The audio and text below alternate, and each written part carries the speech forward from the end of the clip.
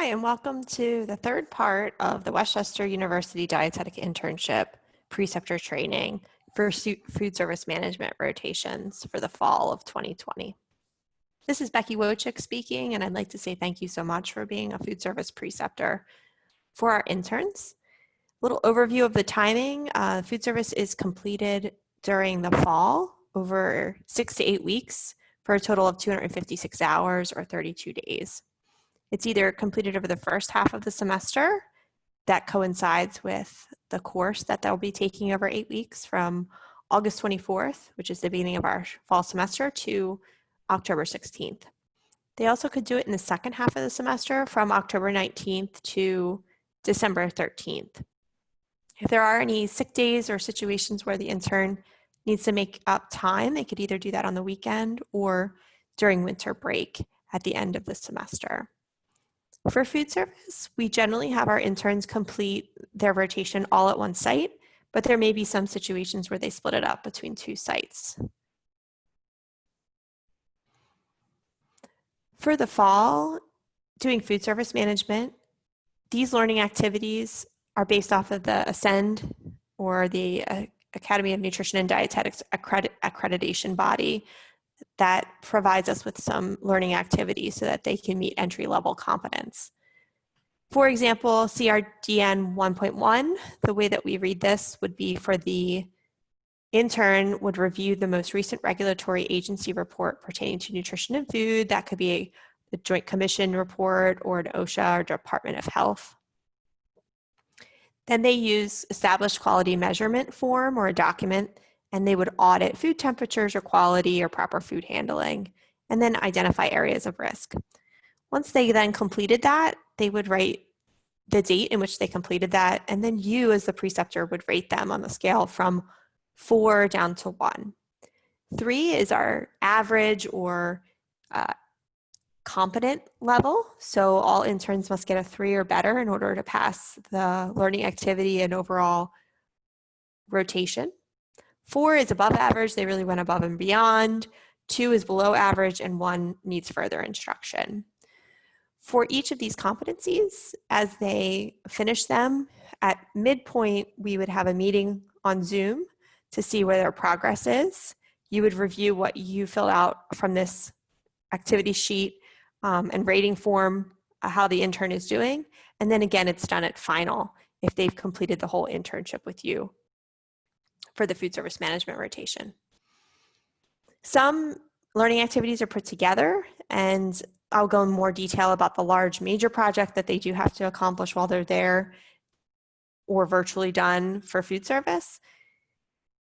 Many of these things you may find that you already do in your daily work that you'll just have to incorporate the intern into. For example, we do make sure that the intern will be developing and conducting an in-service for your staff. So you could think ahead of something that you feel appropriate for the intern to complete. Or maybe there's a new job description, or you're hiring someone and we want to make sure we involve them in the process as well. If you're doing this virtually, I would highly suggest that you include them in any departmental or other types of meetings that you might have so that they can get a breadth and depth of understanding about how the organization runs, even if you're not in person. So these are all the competencies that are completed and evaluated by you, the preceptor at the site. And then the second set is the project and projects that are done through the course. And the course instructor and faculty will actually evaluate these. Now, of course, they could turn the project into you for review and suggestions, but the course instructor actually grades them on this. So the larger project that is completed in food service management is that they need to produce a meal or some type of food project as part of the meal or food project. Part of this is conducting a SWOT analysis, doing procurement, distribution, promoting responsible resources, looking at staffing, budgeting, equipment, supplies. They also, during this time, have to self-reflect. They do submit weekly journals to the Dietetic Internship faculty and staff. And then part of the meal food project, they will be modifying a recipe or a cycle menu. This could be separate, or this could be as part of the meal food project. They will also be doing a sustainability checklist that hopefully they could do at the site or virtually. And if not, then we can do that through the course as well. But these are all items that the course faculty will evaluate, which is usually on the 3rd page of the evaluation form or 4th page. And as an overview of the meal or food project, this is just something that when your student comes to you in the beginning, you may want to create this or think about how they could execute this. Sometimes in the past, this has been a special meal. Say if it's in a food service school district environment, they could do a certain lunch item or a theme meal in a long-term care facility.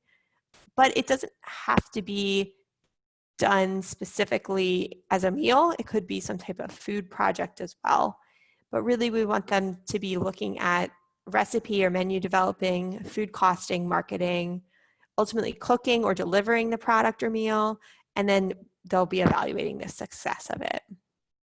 Some examples from the 2019-2020 cohort, which was this past year, we had just switched to virtual learning. So they were unable to actually go to their sites and complete their food service management rotations, but instead they did the project in groups of 2, and they focused on providing plant-based meals.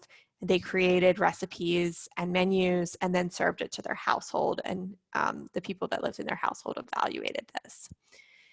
When it comes to the competencies and or project, if you have any questions about how they could accomplish those tasks in your facility or site, please reach out to me, the Dietetic Internship Director. I can help once you give me an idea of what your establishment or your facility looks like, and we can modify some of those and be flexible on how they would meet those competencies.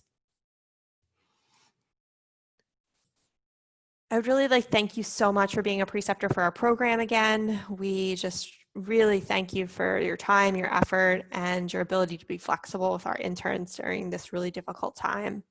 If you have any questions, please reach out to me, and this concludes our preceptor training. Thank you so much.